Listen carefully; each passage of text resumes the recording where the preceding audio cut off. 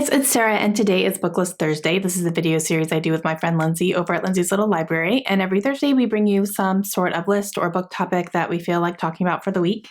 And this week we're actually going to be doing a follow-up to a video that we did in January. We did a video about 5 books that we were kind of on the fence about, that we could go either way on. We just weren't 100% sure about them anymore after having them on our shelves for a while, and we asked your opinion and your feedback on them, on whether or not you thought we were going to like these books based on what you know about our reading tastes and what we like and what we don't like.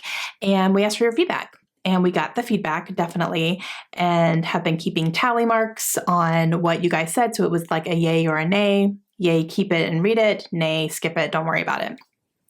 And we took your feedback, and we are going to show you what the results are, what the votes were for these books, and where we're going to go from here. My first book was The House of the Scorpion by Nancy Farmer. Now, this has so many awards on it. So I was definitely in that mind frame of, well, it's won awards, I need to read it. But I would say of the entire stack that I had, this was the one I was the least interested in, and I really only got it because of the awards on it. So I said, you know what? I'm not 100% sure I'm really interested in this anymore. And when I was even reading the synopsis of it again back on camera, I was like, I just really don't know. And this one actually got more nays than yays. I did get some votes for yes, saying like it's amazing, one of the best books, but I got more no's.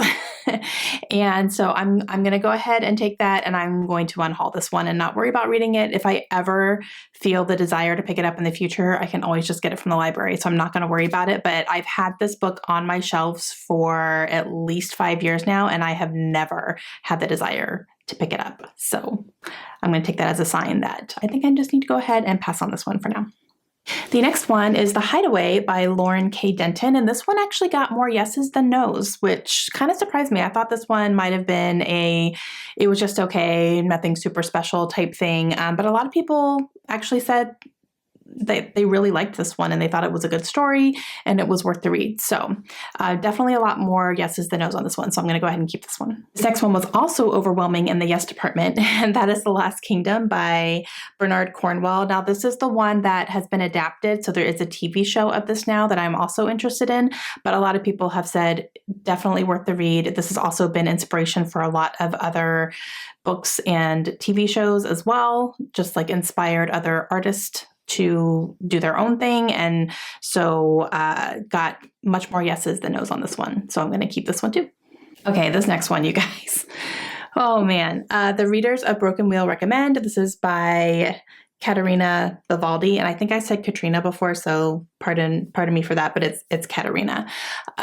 This one was so back and forth.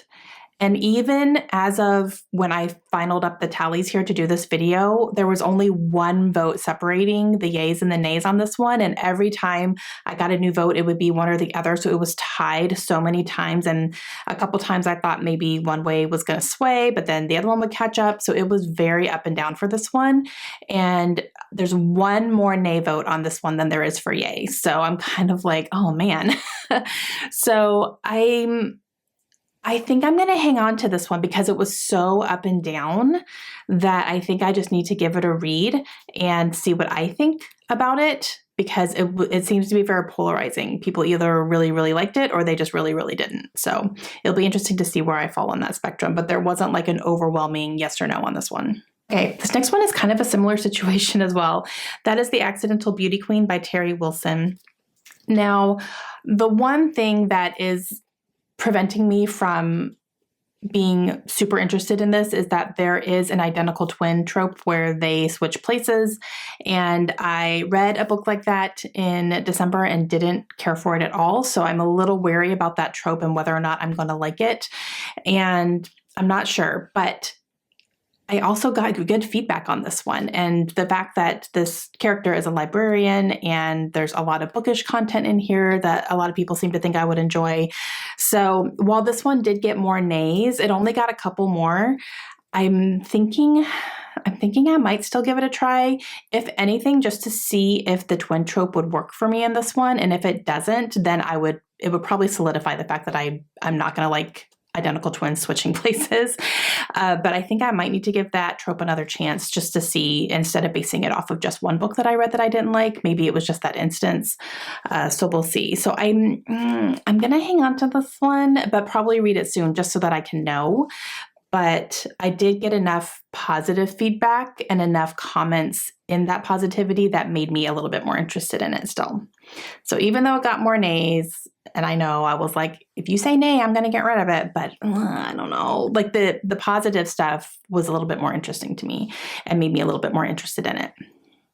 Interestingly enough, I only really got one overwhelming nay here. So that one's going to go. But I have four yays and one nay that I'm ignoring for now. But because all of these got yays and because you guys were voting and everything, Lindsay and I decided that we would do a try a chapter for each of the books that we decided to keep, and maybe see if that's going to sway our vote one way or the other, and see what the first chapter is like, and maybe see if it can give us a feel for them.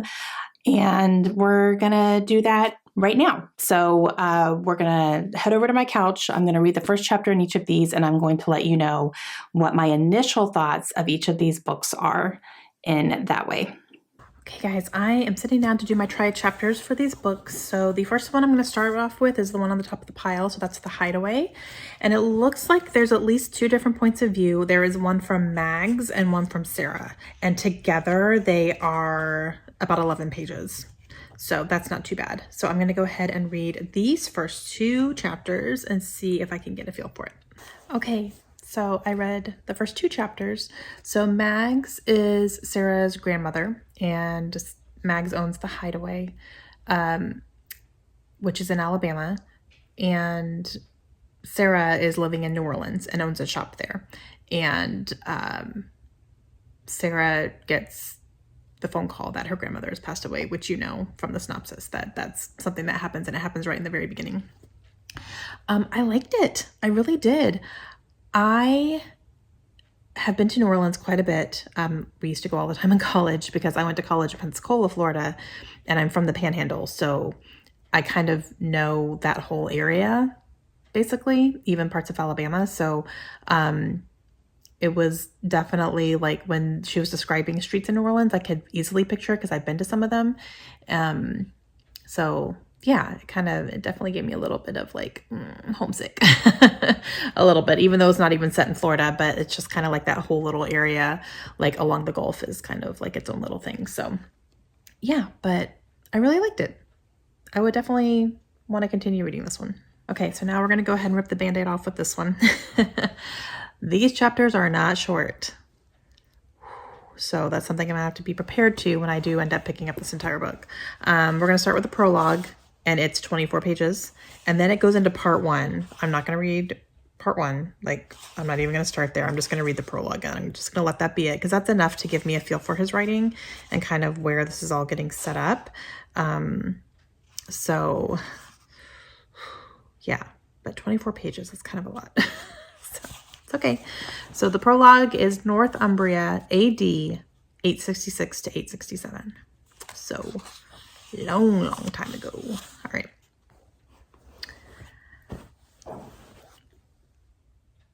I don't know about this one.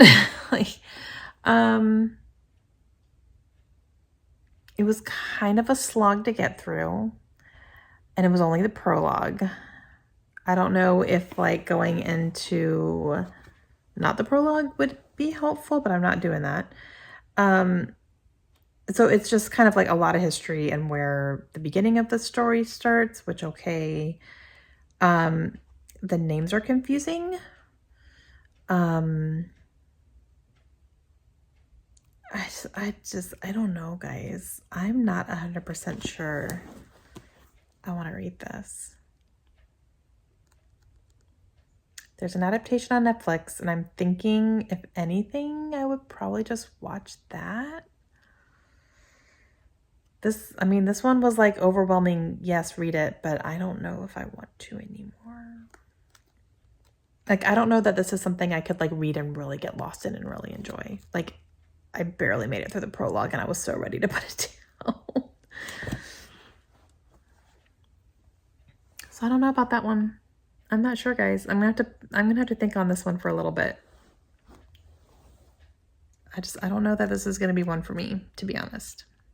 So, okay.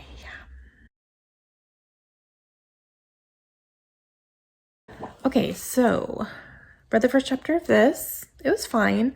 We're following Sarah, who has been a pen pal of sorts with Amy. Sarah is from Sweden. Amy is from Iowa. And they bonded over books somehow, became pen pals. Not sure how all that happened yet. And Sarah was planning to go and visit Amy for a couple of months and to finally meet in person and to just spend a holiday time with her there. But when she gets there, Amy has passed away and no one let Sarah know.